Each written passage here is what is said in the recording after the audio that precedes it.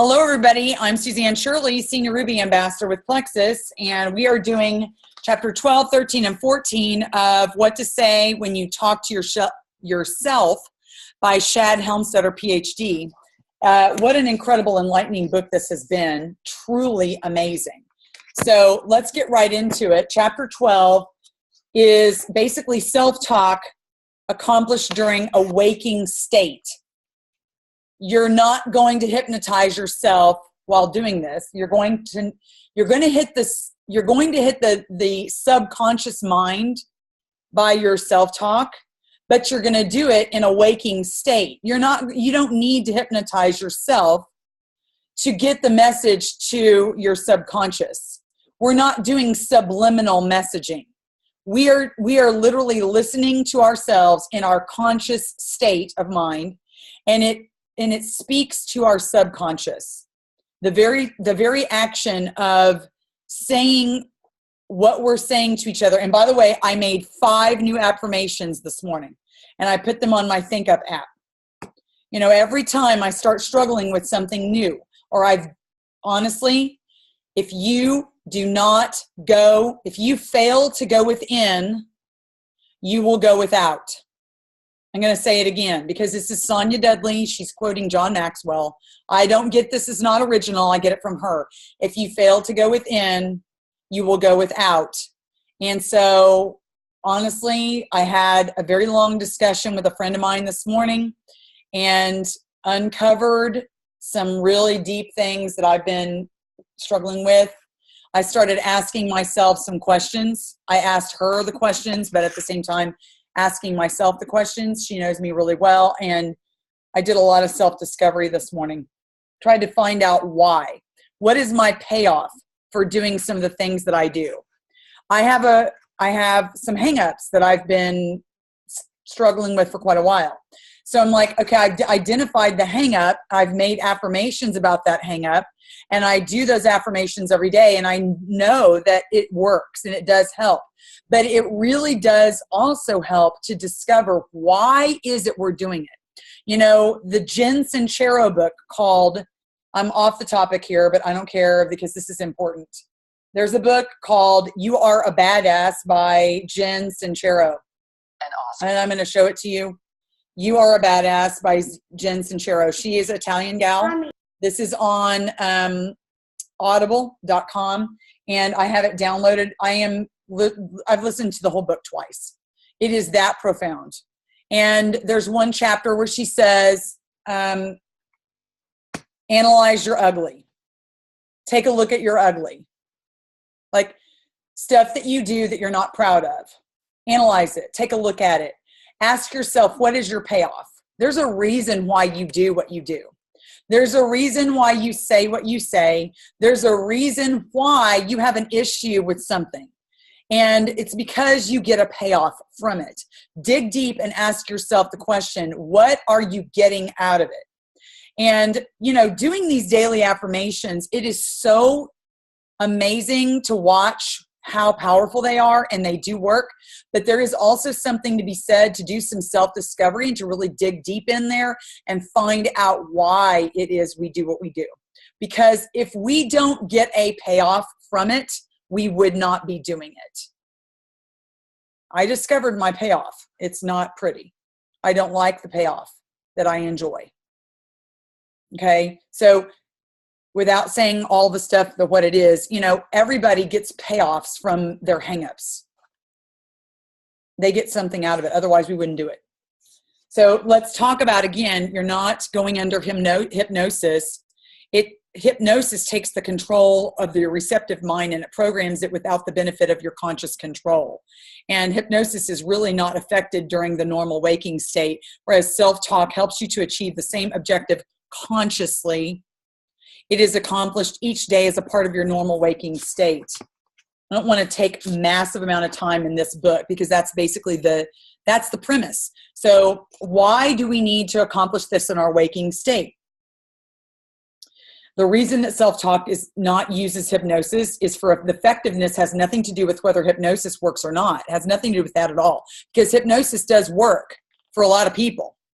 The reason that has to do something with I'm sorry, I'm jumbling my words. The reason has to do with something called responsibility, personal responsibility. So when we take control of our hang-ups, our shortcomings, our flaws, whatever, self-perpetuating, limiting beliefs, then we need to take responsibility for them.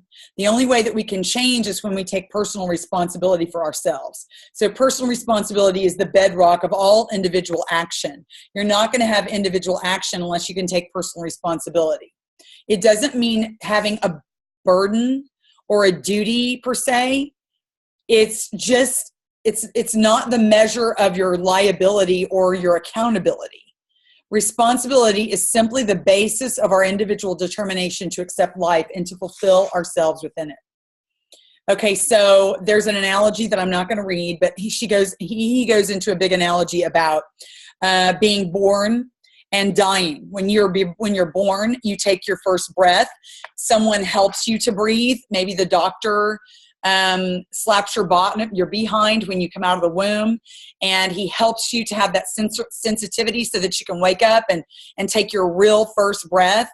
And there's doctors and people holding your hand when you're taking, hopefully, your last breath on this earth, but no one is going to take your last breath on this earth. You're the one that's going to do it. You are doing it alone by yourself. So no one can hypnotize you and just make you all of a sudden stop having these hang-ups that you have. Stop doing the things that sabotage you and your success. The only way to do it is to take full-on responsibility alone by yourself. So that's the point of that. It's basically responsibility for ourselves. So personal responsibility is the essence of self. It's the essence of self. With active daily self-talk, you are consciously in control and in charge of every change that you are making within yourself. With hypnosis, you have no control over any changes that you're making within yourself. So what you're doing is you're subliminally conditioning your mind. And I remember Sonia Dudley talking about this when she was in her other company that she was in, that she read this book for the first time and she realized, hey, I would be way better off if I hooked up myself with my, cassette player. And back then it was a Sony Walkman. And she had taken a cassette tape and she had recorded her voice saying all kinds of things to herself, her own verbal affirmations. And she literally went to bed listening to them. And I remember her saying that as a result of that, she had the best sales year ever. She quadrupled her sales volume. It was unbelievable, unstoppable volume. It just goes to show that when you reprogram your brain to think a different way than what you had been thinking, you replace the old with the new. You're cleaning out all the bad, broken furniture from your mental apartment, and you replace it. You replace it every single day, every opportunity, 3 or 4 times a day. You're replacing it with brand new, shiny, clean, new appliances. Then your body, your actions are going to act in the direction of those shiny new appliances. They're not going to go back and sit on the broken sofa. They're not going to go back and try to turn on the light with the lamp that the shade doesn't even work. Okay, with the light that flickers and it doesn't stay on in your mental apartment. You've moved all that junk out into the garage. You don't need that stuff anymore.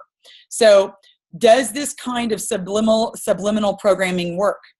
Well, what about this? Most of us remember the stories from the 1950s and early 60s when it was reported that in movie theaters, you would go to the movies and they would insert short subliminal messages into the film to get you to rush out to the refreshment stand and buy a soft drink. You've heard of that, right? Or some popcorn. And the government got interested in the whole thing, and the theaters were cautioned to stop using subliminal advertising messages in their films. And the furor of mind control died down and was, for the most part, forgotten. But here's the thing. It works. It works. You are hitting the subliminal by in a waking, conscious state. you're subliminally reprogramming your subconscious. You're subliminally reprogramming your subconscious mind. There's two kinds of minds. Your conscious mind, what you're thinking about when you're awake, it's on the forefront of your brain. Your subconscious is not aware. It's not a waking state of awareness.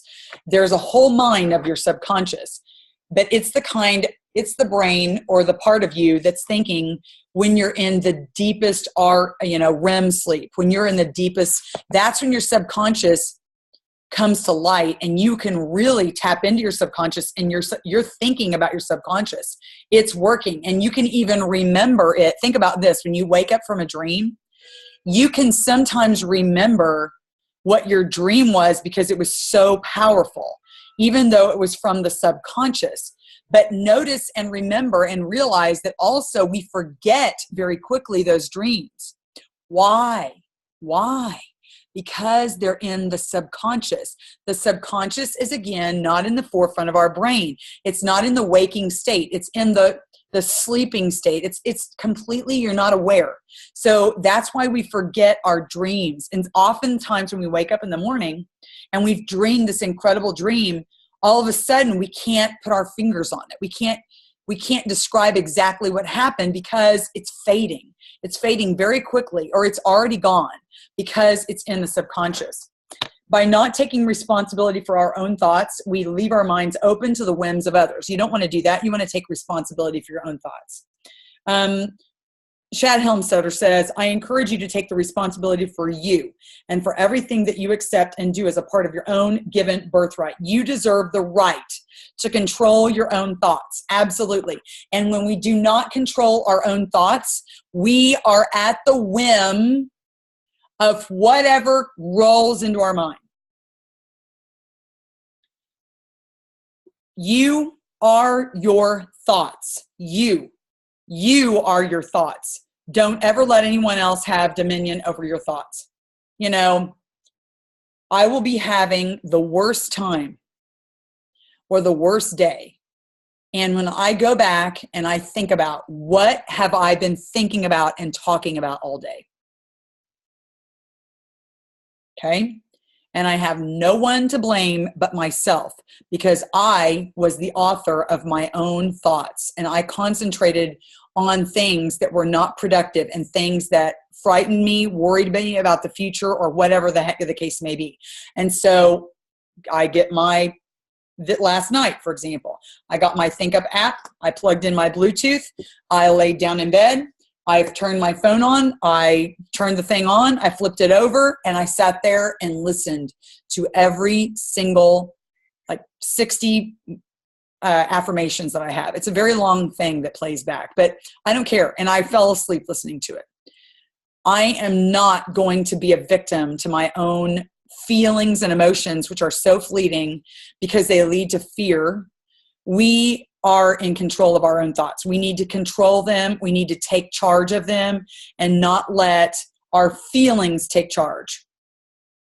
It's amazing how your whole thought process will change when you plug into this stuff. When you think for yourself, think about this. Some of the greatest minds and the greatest achievers, which this earth has ever known, achieve their greatness with only 3 overriding attributes. 3 things: spirit, conviction, and hard work. So spirit, conviction, and hard work. Don't you think that's what goes on in your mind? Spirit and conviction? That's your mind. That's what you're thinking about. Your own self-talk to your own inner self is and always will be your surest form of inner defense and inner strength. That's how you're going to defend yourself. You're going to fight off fear and infuse yourself with faith by taking control of your thoughts. You're going to combine that with your own personal source of spiritual strength, and then nothing can override it. Use it. Enjoy it. Employ the resources of your mind. Call them up to action. Think for yourself. Speak for yourself. Educate and program your own mind in the manner of your own choosing. You make the choice. No one else should do that for you. No one else has that right. Very briefly, going to get off this topic for a second because I watched Patriots Day the other day, and I don't know if you guys remember this about the Boston bombing. 3 to 4 days after the bombing, there was a Chinese man who was living in America, and he was in his early 20s. He had graduated from, Ivy League school and was a very successful businessman. And he had just made his first several $1 million, okay, with his business. And he bought himself a brand new Mercedes. And he had left work late, very late, and he was going to take his first massive drive in his Mercedes. And when he drove his Mercedes in Watertown, Massachusetts, which is a suburb, he came to a point where some people were talking to him on his phone and he needed to text them back. So he pulled off to the side of the road and he started texting the business partners that he was talking to. And Tamerlan and Zokhar Tsarnaev pulled up behind him, came up and accosted him, got in the car. Long story short, they told him of their plan to take the rest of their bombs, big old bombs that they had, and they were going to drive to Manhattan for 3.5 hours, and they were going to do the same thing that they did at the Boston Marathon, only they're going to do it in Times Square. And this was such a strong man, and he was so very young, but he was so wise. There's something about intelligence, and then there's something about wisdom. And what I'm doing is I'm tying this back to personal responsibility, because this is a story about taking responsibility. They pulled off to a convenience store before they started to go on their trip to Manhattan. And it was at that time that Zokhar Tsarnaev got out of the vehicle and was going to go in and buy some things to eat. And Tamerlan was this massive boxer, okay? And he was sitting in the front seat with the Chinese man next to him. And he was playing with the GPS and he was asking him some very scary questions. And as the Chinese national, answered these questions, he started to think about these very deep concepts. And he thought to himself, I'm going to die. He's going to kill me. They're going to kill me. They're either going to kill me before they leave, or they're going to kill me when they get there, or right before they get there. Do I want to put my life into their hands and die or live based on hoping that someone will help me? Or do I want to put my own life into my own hands and trust myself and do what I need to do to try to survive? And he decided to take full responsibility for his own life. And he decided that he was going to put his own life into his own hands. And he knew that he was going to have to do 4 things. He said, push away the gun, unfasten the seatbelt, open the side door, and run and escape. And he started thinking about, instead of being so scared, he started thinking about how much success he had had with his brand new business and how young he was and how his whole life was in front of him and how this brand new Mercedes was so beautiful and he had barely gotten to even take it on a drive, and it was going to be taken from him and destroyed, like literally destroyed. And he became angry and furious. And what he did is he said the F word to himself, to this guy. And he said, I will not tolerate this. I'm taking responsibility for my own life. You are not going to take my life from me. I'm going to take my own life in my own hands. So when I tell you this story, it comes down to the very simple points in life. Are you going to take responsibility for your own self? Or are you going to let the thoughts that just roam through your mind, some thoughts that maybe your father, your mother gave to you, your siblings, some people that were hateful to you in your past, somebody that just didn't believe enough in themselves, so they put those self-limiting beliefs onto you. Are you going to let those just control you for the rest of your life and just let them take you wherever they will? Or are you going to be responsible and completely control your own thoughts so that you can have fearless and powerful decision-making capabilities? I think the latter is what we need to do. So a simple program, you got to keep it simple or it will not work, chapter 13. And I'm going to try to keep this really simple. You got to have a simple program. We've learned that in the 90-day challenge. If we don't do something simple every single day, reaching out to 3 people, follow up with 3, watch a short video, say your affirmations. That's the bottom basic. If we can't do that every single day, then we don't have a business. And you've got to keep it simple. It can't be complicated. If you're making something complicated, it's not going to be able to be duplicable. You can't teach someone else to do it. So these concepts must be simple. You read a lot of these self-help books, and a lot of them have the greatest ideas ever, but they're pretty complex in nature, the ideas of helping yourself in certain ways. So why do people never get started? Well, they put it off. They put off self-development because why? Here's something else that happens. Life gets in the way. People want to make significant changes in their lives, and they have the determination, the self-motivation to work at making the change. But what happens? Okay, unless an individual's predisposition to self-determination was strong enough, unless a person's heredity and early conditioning created the attitude and a will which demanded improvement and change, the normal obstacles of day-to-day life stopped them flat in their tracks. The kids are loud. They're tearing up the house. They've tracked mud in. Okay, well, I guess I can't do my IPA. Well, the casserole is burning in the oven. I've got the phone ringing. The husband needs me to go and hurry up and help him carry in the groceries. I guess I can't do my IPA. Some crisis is going on, and it's called the competition of daily living. Through some natural law of cause and effect, we improve ourselves, the things we would like to do in our lives, they follow naturally. Improve who you are, and by the same law, you will improve your life. The more successful you become inside of you, the more successes that you will automatically create on the outside. I asked my friend this morning, wow, I said to her, or I made this observation, if I were still a teacher teaching in a classroom with all my degrees on the wall and my write-up in the local newspaper about what a great teacher I was, and all my awards were on the wall framed, and I'm such a master teacher. I'm teaching these classes. I know what I'm doing. I don't need to learn anymore. And I'm so entertained. I'm going to the movies on the weekends. I'm grading papers a lot. Do you think I asked my friend, do you think I would ever discover some of these things about myself and take a look at who I really am on the inside and make some changes? No. I will say this for network marketing. Network marketing is the place where you become an incredible, amazing version of yourself, and you get paid to do it. You get paid to improve yourself.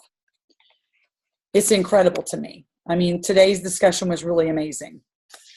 When we want to improve ourselves in some way, we're not just competing with our old programming. We're not just competing with what was old there, okay, in our brains. We're competing with the requirements of daily living, all those things that get in our way and distract us. Each of us has 3 resources which allow us to get through any given day. And what are those resources? Time, energy, and our minds. It's literally what we're thinking about, okay? What and how we think. Time, energy, and our minds. So we're so busy taking care of first things first that we have no time, we have no energy or thoughts left to take care of the one thing that could make all the other things work better. We are too busy fixing the train to realize that we are on the wrong track. We're so busy, I love that. We're so busy fixing the train that we don't even realize we're on the wrong track. We're too busy staying alive to figure out how to live. Oh, wow. Profound statement. We're too busy staying alive to figure out how to live. So we've got to get better at this. We've got to get better at managing our lives, okay?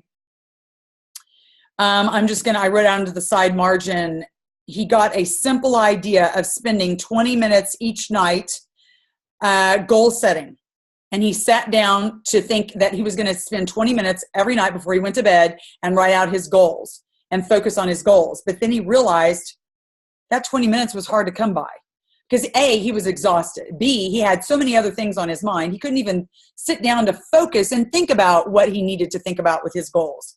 He was supposed to spend 20 minutes each night working out on his goals, and improving himself, and it soon moved from an exalted position of importance to an impossible chore. Who has tried to do that? I've tried to do something regularly each night before I go to bed. It works for maybe a couple of nights. I remember buying the Bible app, the Bible in 1 year. I was going to do that every day. I was going to be and it lasted for several days. That's as far as I got, and I felt horrible about it, but it's like your life gets away from you. Your time gets away from you. Your energy gets away from you. It's hard to study your goals when you can't even keep your eyes open, he says. So for any self-improvement concept to be successful, it has to be simple. You got to keep it simple. It can't be complex. It has to be easy to use. And when you put it into practice, it darn well has to work. So what are the 5 ways that you can talk to yourself? These are incredible 5 methods, if you ask me. The first one is silent self-talk. The second one is self-speak. The third one is self-conversation. The fourth one is self-write, as in W-R-I-T-E, not R-I-G-H-T. And the fifth one is tape talk. Now, we don't have tapes anymore that we use, but I'm assuming he's talking about recorded versions of yourself, talking to yourself. And that's exactly what he means. Silent self-talk is the type of talk that goes on all the time. This is the first kind. It goes on all the time, although you're not even really aware of it. Fleeting thoughts, passing thoughts. And this is the easiest and most natural technique to use, even now, after just becoming aware of the difference between negative self-talk of level 1 and 2. Hopefully we're aware of which one we use the most. There's a good chance that you're already starting to see the positive self-talk of levels 3 and 4. Okay. When you silently talk to yourself, it's an easy change to make. It's like flipping the switch. It takes more awareness than effort, and it soon becomes a natural and automatic self-talking habit. So within even a day, you will start to notice everything that you've been saying to yourself that could work against you. You start to pick that up and you're like, oh my gosh, I can't say that to myself anymore. When you've made the decision to throw out the old furniture of your mental apartment, you'll know that you're going to try to bring it, you know that when you're trying to bring it back in, you'll always you'll detect it when you're trying to bring it in from out in the garage. Oh, I'm getting ready to go out, get that broken lampshade again. Don't go get it. You'll start to really identify that. You're going to put your foot down and you're going to get ballistic about it. And you're going to say, enough. I'm getting tough with this and I'm going to keep it out. You're staying out. I'm not going to let you back in. So during the day, listen to everything that you say when you talk to yourself. Make a mental note of anything that you're thinking or saying to yourself that sounds like the wrong kind of self-talk, and immediately turn it around and rephrase it to the positive. Okay. An example would be, I just can't seem to get organized today. Needs to be, I am organized and in control today, especially. An example is, I've already got a problem with this, or I've really got a problem with this. And you turn it around and say, I can handle this. I'm capable and I can handle problems well. Or another example, I just can't seem to lose weight. Turn it around and say, losing weight is never a problem for me. So do you see how you do that?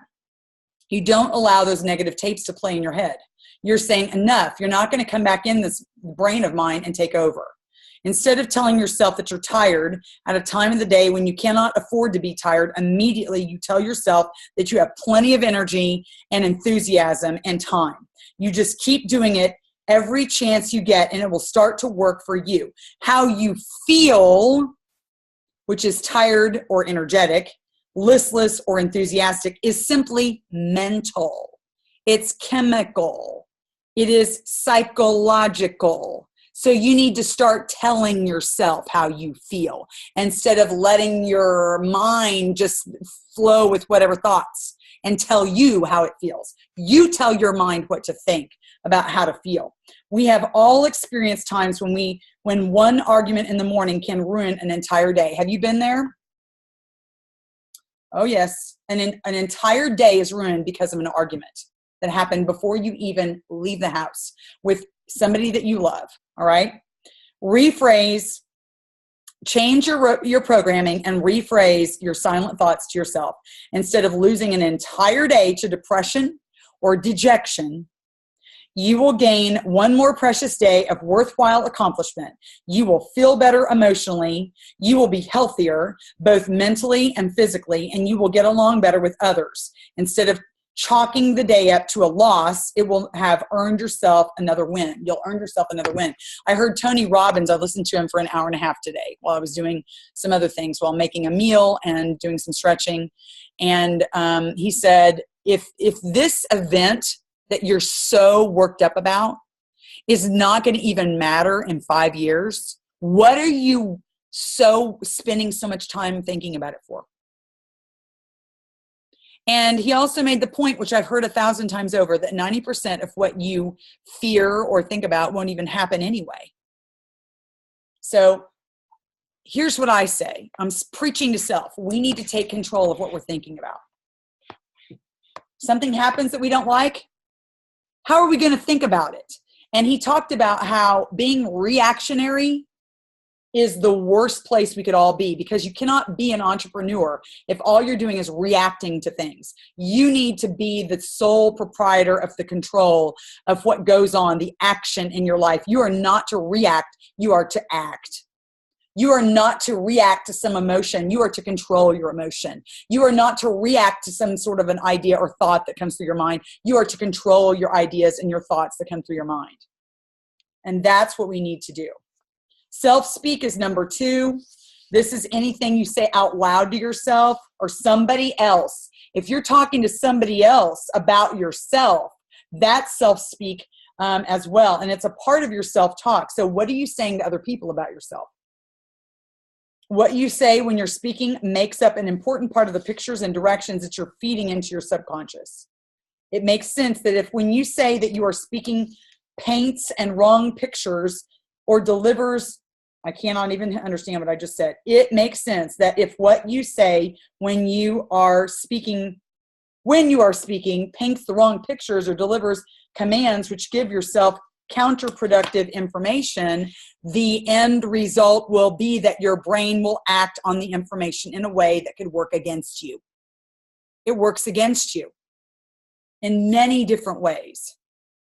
So are our words so powerful that we can create bad things and make them happen? Or are our words so powerful that we can make amazing things happen? Are we like God, that we can speak into existence the things that be not as though they are? No, we cannot do that. But our brain and our words are so powerful that our actions follow them. And we go about creating the reality based on our thoughts and words. So we need to take control of them. And I wrote up at the top, I said, this whole page is me. I don't know if you guys related to page 102. In my hardback, it's page 102. Your self-talk is at the heart of something that we call acceptance. Acceptance. Okay, now this is powerful. Get ready. There are times in life when all of us feel compelled to put up with a bad situation. Just put up with it.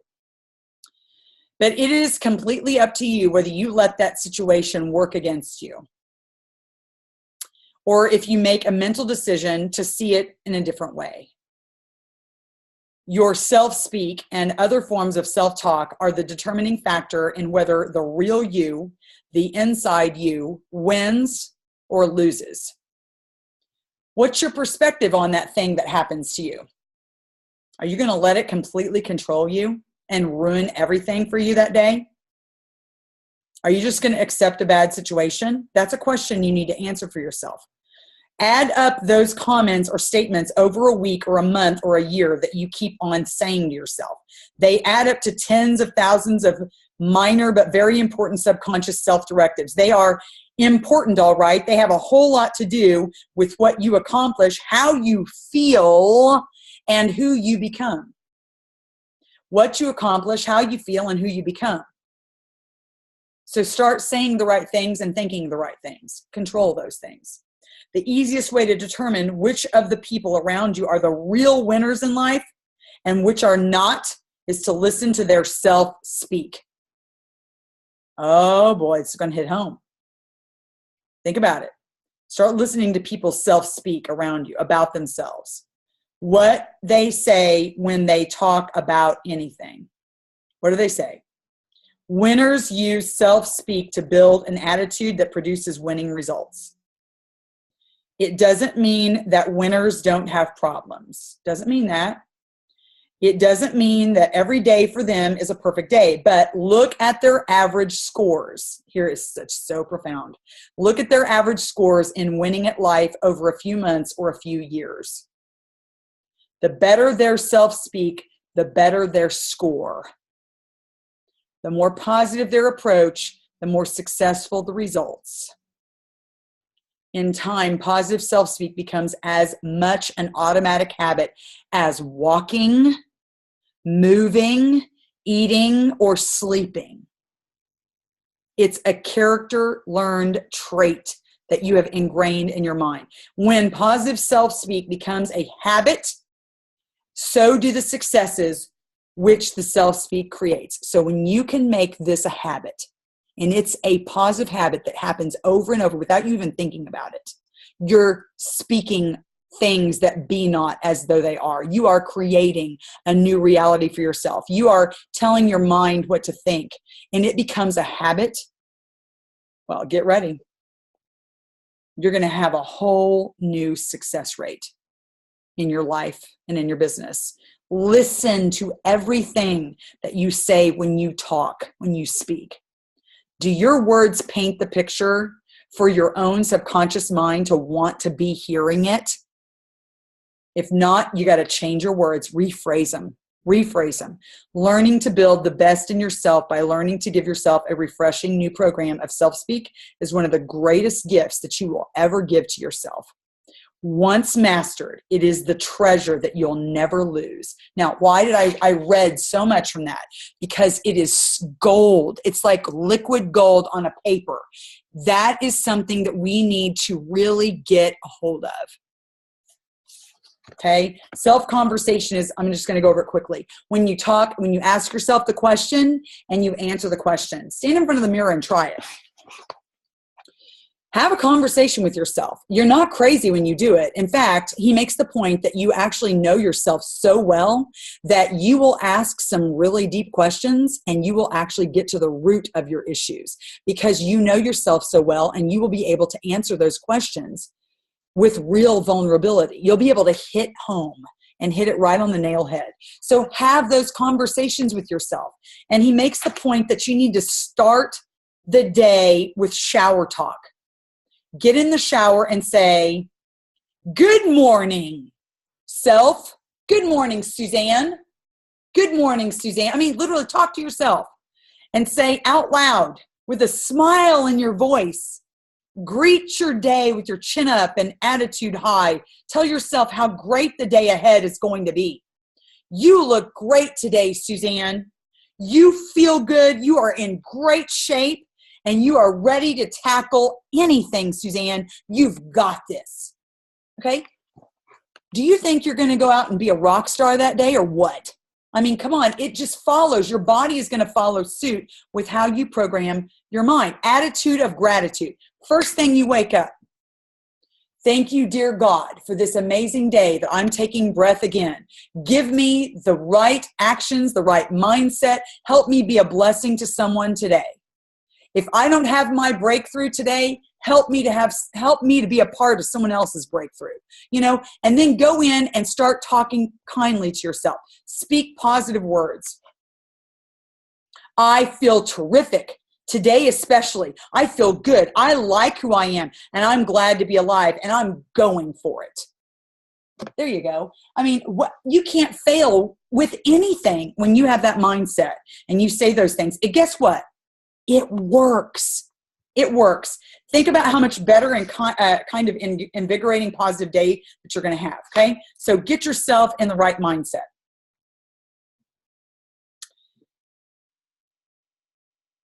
When you're having a conversation with yourself, what you're doing is that you're forcing to put your thoughts into words.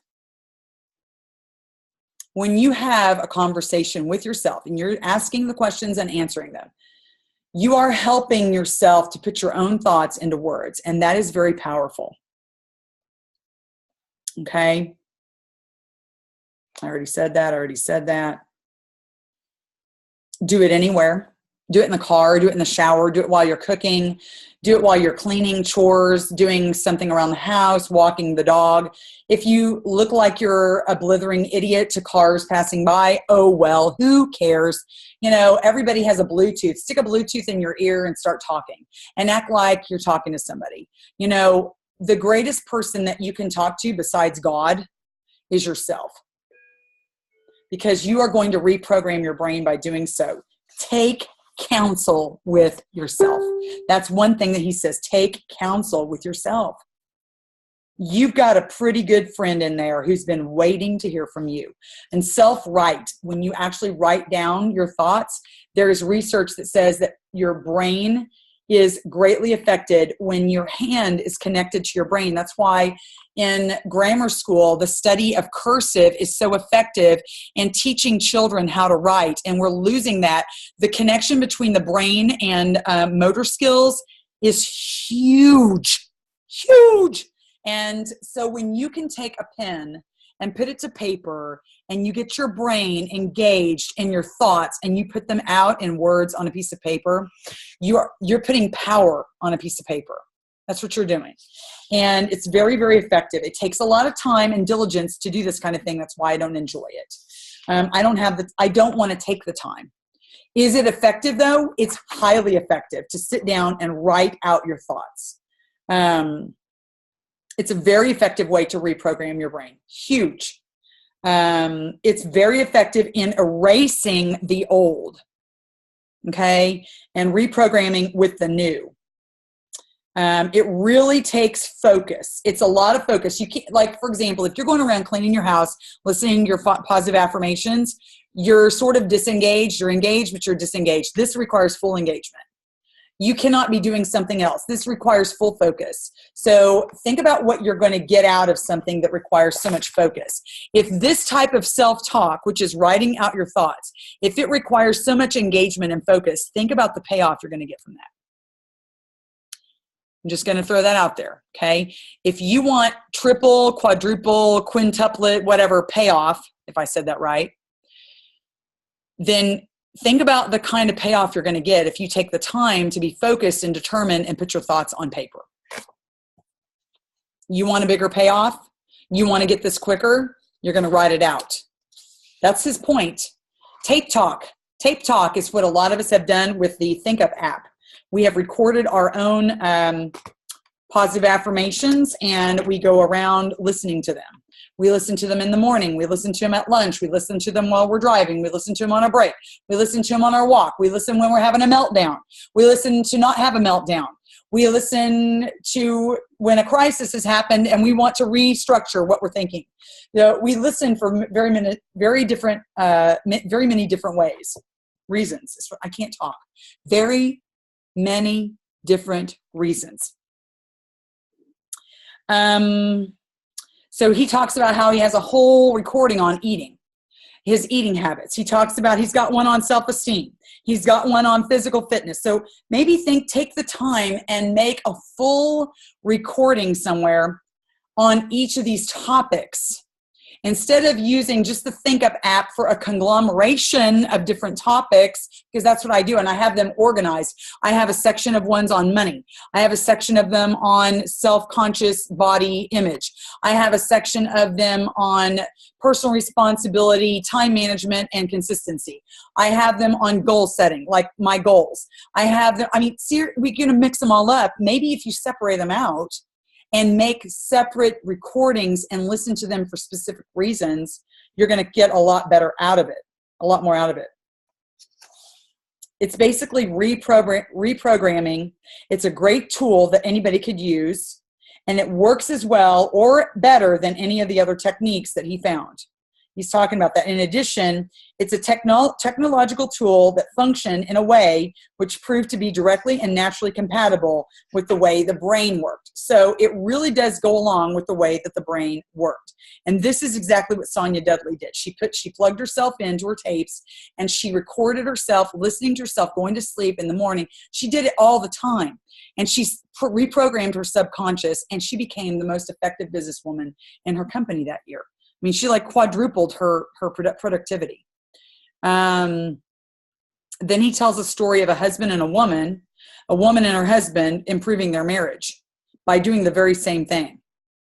Both of them began to talk more as a result, starting making new plans. They started working together again. Her self-talk had the same effect on him as it did on her. It made no difference whether he believed the self-talk or not. His subconscious mind did not care one bit.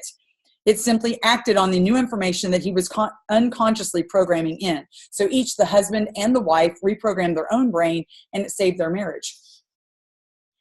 Okay, so this tape talk, this self-talk, is without a doubt one of the most practical tools for the betterment of mankind, for the betterment of each of us individually than any other self-development tool that he's ever encountered.